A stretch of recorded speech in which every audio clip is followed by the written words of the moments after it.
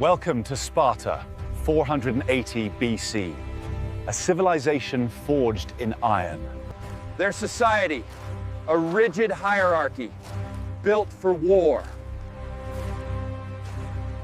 In the summer of 480 BC, Sparta stood at the threshold of its most defining moment, a city-state forged over centuries for a single purpose, war.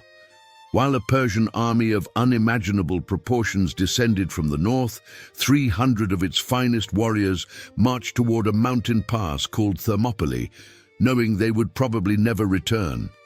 In this video, I use modern artificial intelligence tools to bring historic paintings, maps, and ancient engravings to life, shifting perspectives and camera angles, moving through these scenes in ways their original artists never could have imagined.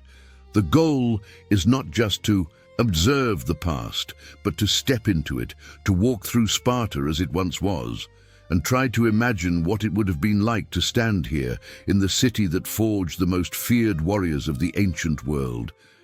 And if you stick around until the end, we'll compare these same locations to how they look today, to see what time has changed and what still remains. Before we set foot in ancient Sparta, it helps to understand how this story began. The city was unlike other Greek polis. It had no defensive walls because, as the Spartans themselves said, the chests of their warriors were their walls. It sat in the valley of the Eurotas River, flanked to the west by the snow-capped peaks of Mount Taygetus, the tallest mountain in the Peloponnese, and to the east by the Panon Mountains. This natural geography made it a fortress without the need for stones. Sparta was not really a unified city in the traditional sense, but rather a union of 4 original villages: Pitana, Limnai, Kynosoura, and Mesoa, which had merged centuries earlier under the reforms of the legendary lawgiver Lycurgus. A 5th village, Amyclae, lay about 3 miles to the south. We find ourselves now in the heart of the city, in the Spartan agora. Unlike the bustling Athenian marketplace, this space was austere and functional, like everything in Sparta.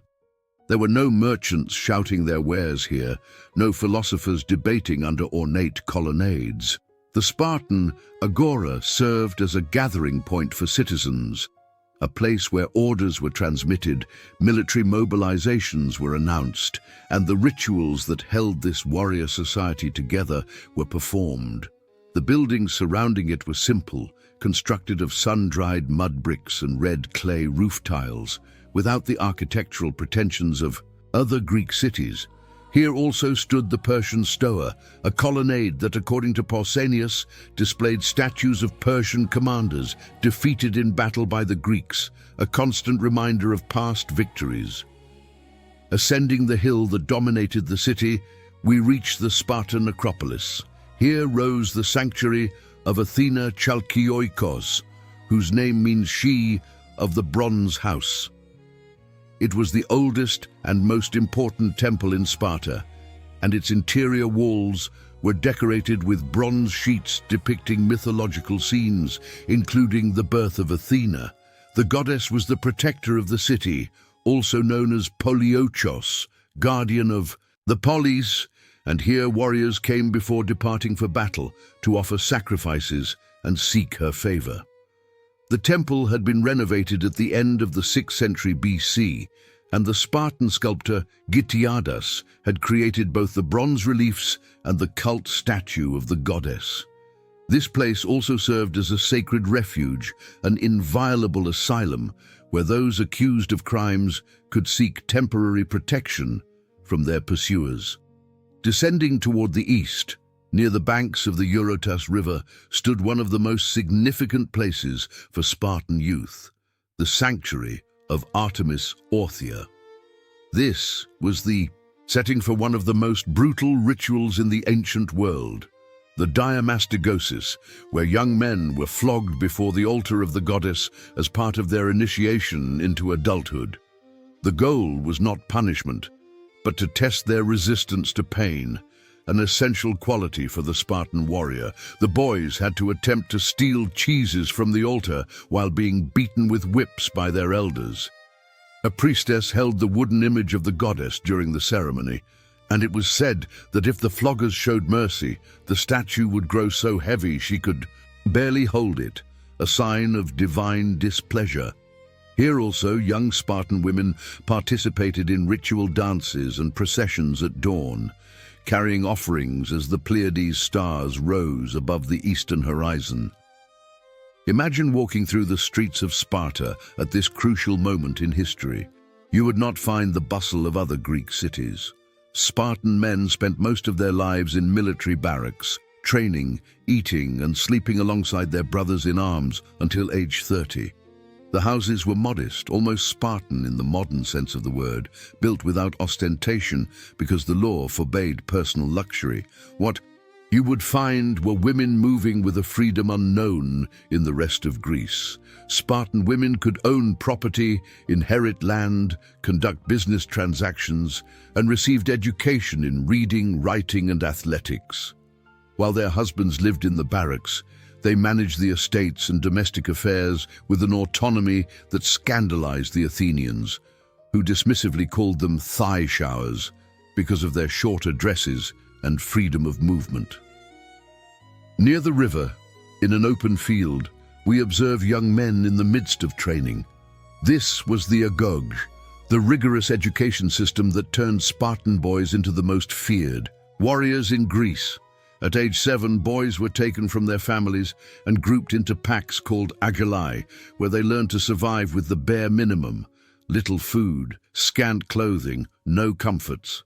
They were taught to steal to feed themselves, but if caught, the punishment was severe, not for stealing, but for having been discovered. Cunning was valued as much as strength. At 12, they received only 1 cloak per year, regardless of the cold of winter or the heat of summer. They slept on beds of reeds they cut themselves from the banks of the Eurotas with their bare hands. Training included wrestling, boxing, javelin and discus throwing, and curiously also dancing. The goal was clear: to forge men capable of enduring any hardship, of obeying without question, of dying without hesitation for Sparta. In another part of the city stood the space where the Gymnopedia was held, one of the most important festivals in Sparta. For several days in the summer heat, young men danced naked under the blazing sun, demonstrating their physical endurance and devotion to the gods. It was precisely during this festival, and also during the Carnea, dedicated to Apollo, that news of the Persian advance began arriving with increasing urgency. King Xerxes had crossed the Hellespont with an army that ancient sources described in almost mythical terms. Hundreds of thousands of soldiers, a fleet of more than 1,000 warships. The ephors, the 5 magistrates who governed Sparta alongside the 2 kings, faced a sacred dilemma.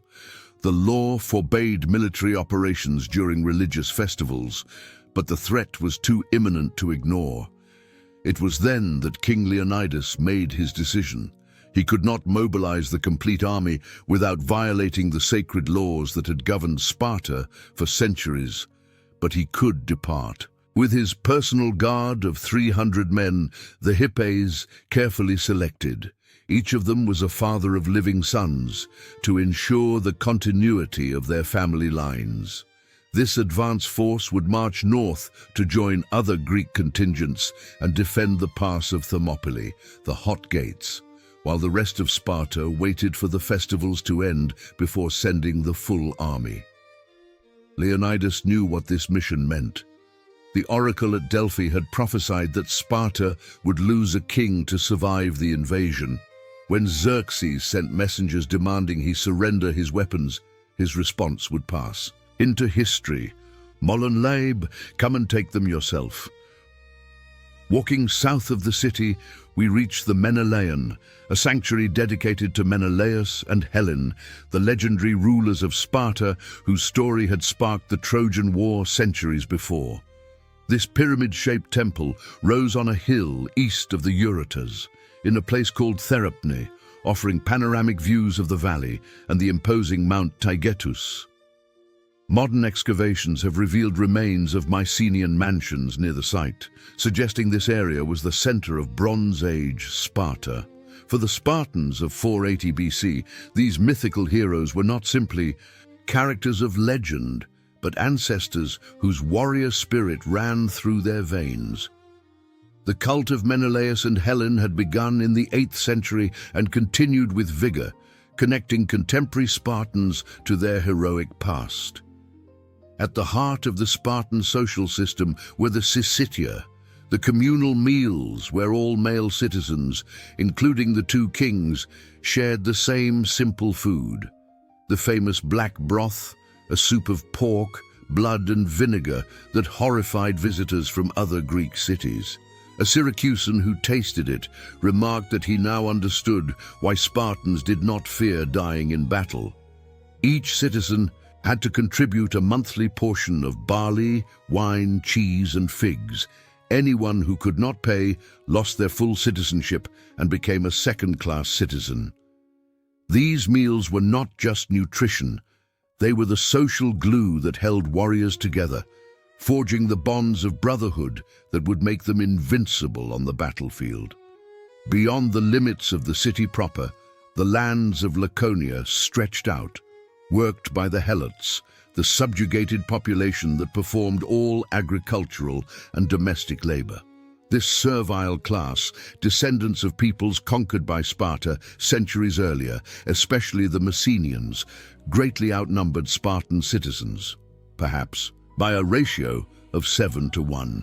Each year, when the Ephors took office, they ritually declared war on the Helots, legally allowing Spartans to kill them without religious consequences. This constant threat of rebellion was one of the fundamental reasons why Sparta needed to maintain a permanently prepared army, and why the city rarely sent its forces far from home for extended periods. From the slopes of Taygetus, where forests of Greek fir and black pine covered the steep hillsides, the Spartans obtained timber for their constructions and abundant game for their tables. Wild boar was especially prized. The Shi mountains also held darker secrets. The Sciadas, a deep chasm where criminals, traitors and prisoners of war were thrown. The peaks of Taygetus, covered in snow for much of the year, sent cool breezes that relieved the summer heat in the valley, while the numerous streams descending from its slopes irrigated the olive groves and vineyards of the Eurotas plain.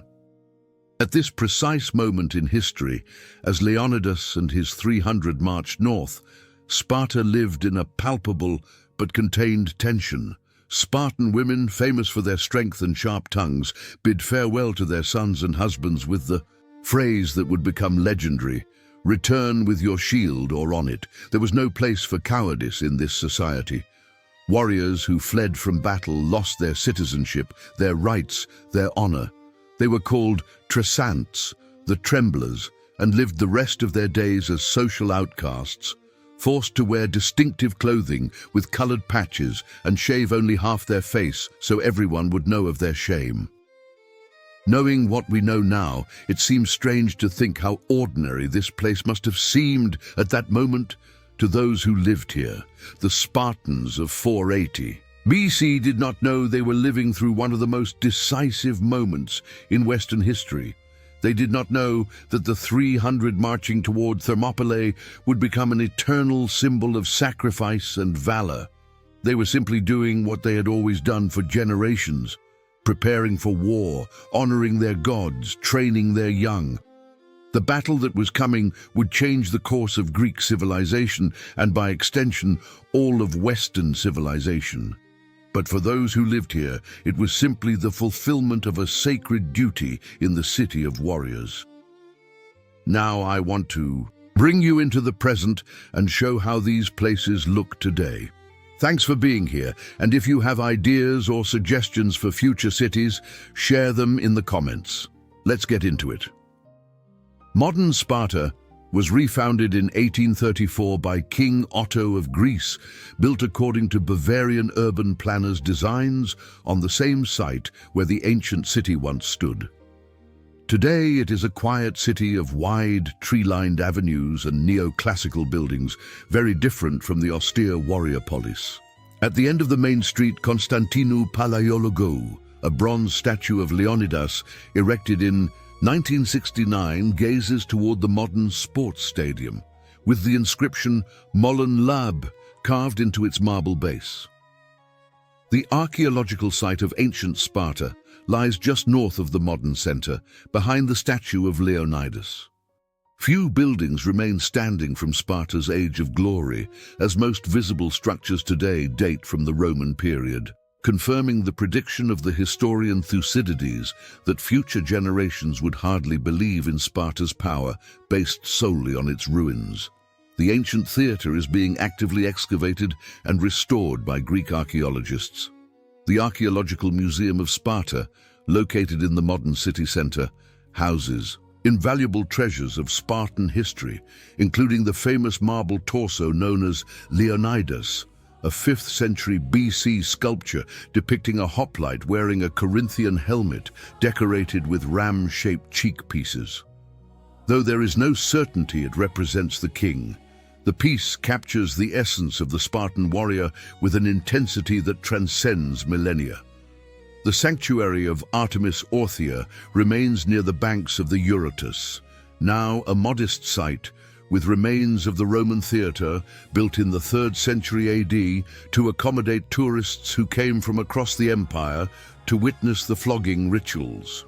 British excavations in the early 20th century revealed more than 100,000 lead votive offerings, terracottas, ivories, and masks that are now displayed in museums across Greece and the world. At Thermopylae, several hundred miles to the north, a monumental statue of Leonidas, created by sculptor Vassos Phalereus in 1955, stands where the 300 made their last stand. The landscape has changed dramatically. Where once there was a narrow pass between the sea and the mountains, there are now miles of alluvial plain formed by centuries of sedimentation. The sea has retreated, but the monument remains beside the small hill of Kynosoura, where the last Spartans fell, as an eternal testament to those who gave their lives defending the freedom of Greece. I do really appreciate you watching. Your ideas, comments, and suggestions really do shape what comes next. Feel free to leave a comment below. Until next time.